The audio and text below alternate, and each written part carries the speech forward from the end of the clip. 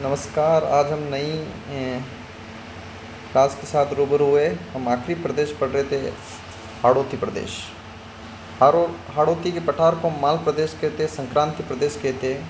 इसका कुल क्षेत्रफल 6.89% है और इस 6.89% में प्रतिशत क्षेत्रफल में 11% जनसंख्या निवास करती है। तो हाड़ौती प्रदेश का क्षेत्रफल 6.89% है, जनसंख्या 11% निवास करती है। इसको हम माल प्रदेश कहते, इसको हम संक्रांति प्रदेश कहते हैं। इसको हम क्या कहते हैं? माल प्रदेश कहते हैं, संक्रांति प्रदेश कहते हैं। कि तुम यहाँ धरती पे लकीरें खींचते हो, हम वहाँ अपने लिए नए आसमान ढूंढते हैं। तुम बनाते जाते हो पिंजरे पे पिंजरा, हम अपने पंखों में नई उड़ान ढूंढते हैं। और इसी के साथ हम बात करेंगे अब की हाड़ौती प्रदेश की अवस्थिति कहाँ है। राजस्थान के दक्षिणी पूर्वी भाग में, राजस्थान के दक्षिणी पूर्वी भाग में इसकी अवस्थिति है। दूसरी बात, भारत का जो प्रायद्वीपीय पठार है, इस प्रायद्वीपीय पठारी प्रदेश का मालवा का पठार है और इसी मालवा के पठार का उत्तरी पश्चिमी विस्तार है। आई बात समझ में? भारत का प्रायद्वीपीय पठारी प्रदेश है ना। प्रायद्वीपीय पठारी प्रदेश का एक भाग है मालवा का पठार, और मालवा के पठार का उत्तरी पश्चिमी भाग क्या है? उत्तरी पश्चिमी भाग। ये हमें ध्यान रखना है।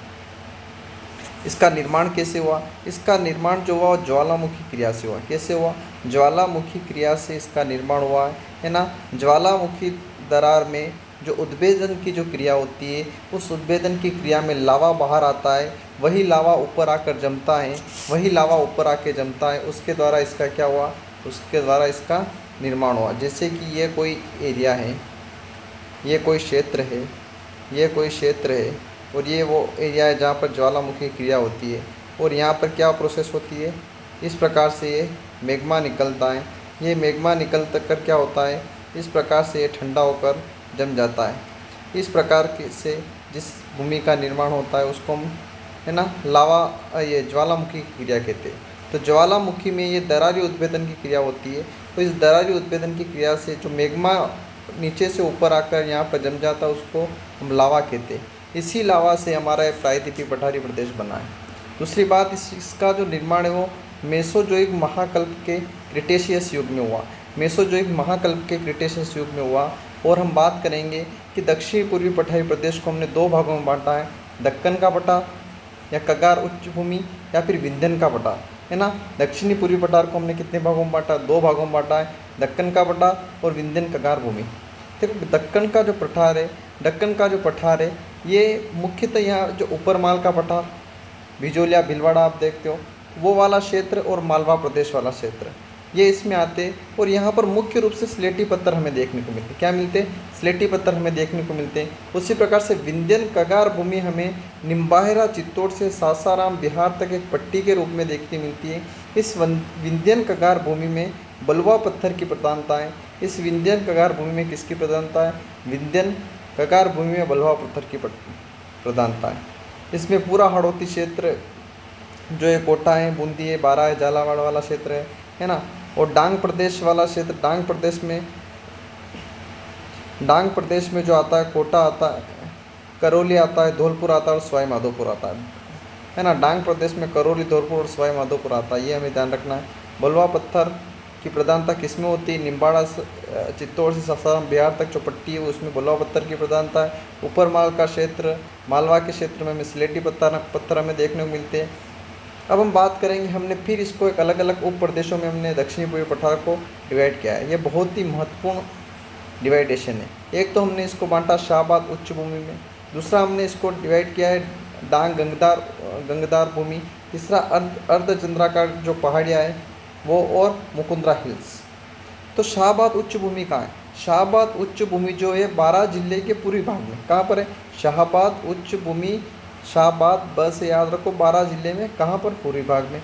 इसकी औसत ऊंचाई 300 मीटर। शाहबाद उच्च भूमि बारां में औसत ऊंचाई 300 मीटर। यहाँ पर हमें जो पहाड़ियाँ हमें देखने को मिलती है, घोड़े की नाल होती है ना, घोड़े की नाल की जैसी हमें यहाँ पर आकृतियाँ देखने को मिलती है उन पहाड़ियों की। और इस शाहबाद उच्च भूमि में महत्वपूर्ण जनजाति, सहरिया जनजाति हमें देखने को मिलती। दूसरा, यहाँ की सर्वोच्च चोटी है कस्बा थाना, इस शाहबाद उच्च भूमि की सर्वोच्च चोटी। अब हम बात करेंगे डांग गंगदार उच्च भूमि की। ये जो डांग गंगदार उच्च भूमि, ये वही अभी मैंने प्रोसेस बताई थी, लावा से निर्मित उच्च भूमि है। दूसरा इसका विस्तार झालावाड़ के दक्षिण पश्चिम भाग में, झालावाड़ के दक्षिण पश्चिम भाग में हमें डांग गंगदार भूमि देखने को मिलेगी। उसी प्रकार शाहबाद उच्च भूमि कहाँ, बारां जिले के पूर्वी भाग में। तो डांग गंगदार उच्च भूमि की जो औसत ऊंचाई वो 450 मीटर है। कितनी है? औसत ऊंचाई 450 मीटर है। और यहाँ पर काली और रेगुर मिट्टी हमें देखने को मिलेगी। कौन सी मिलती है? काली और रेगुर मिट्टी देखने को मिलती है। तो हम बात करेंगे अर्धचंद्राकार जो पहाड़ियाँ है, वो अर्धचंद्राकार पहाड़ियाँ हमें बूंदी में देखने को मिलती है ना। बूंदी में एक जो 96 किलोमीटर भी 96 किलोमीटर की जो पहाड़ियाँ है वो अर्धचंद्राकार पहाड़ियाँ, इनका जो एवरेज हाइट है वो 300 मीटर है। और इन अर्धचंद्राकार पहाड़ियों की जो हाईएस्ट चोटी जो है ना, सबसे ऊंची चोटी वो संतूर है, 353 मीटर। कितनी है? संतूर है 353 मीटर। मुकुंदरा हिल्स कोटा और झालावाड़ में, कोटा झालावाड़ में 120 किलोमीटर की जो पहाड़ी क्षेत्र उसको हमने मुकुंदरा हिल्स नाम दिया। इसकी जो एवरेज हाइट है वो 350 से 500 मीटर है। और मुकुंदरा हिल्स की जो हाईएस्ट पीक है वो कौन सी है? चांदखेड़ी 517 किलोमीटर। कौन सी है?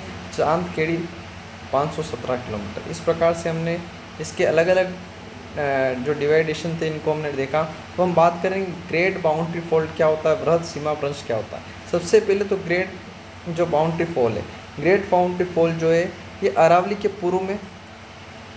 पूर्व में बूंदी व सवाई माधोपुर की पहाड़ियों के सारे हमें देखने को मिलता है। कहाँ पर? अरावली के पूर्व में बूंदी और सवाई माधोपुर की जो पहाड़ियाँ उसके सारे में ग्रेट बाउंड्री फॉल्ट हमें देखने को मिलते हैं। इसका निर्माण जो अरावली और विंध्यन पर्वत जो है इसके मध्य में हुआ। एक तरफ ये माना कि ये अरावली पर्वत है, एक तरफ यहाँ पर विंध्यन पर्वत है।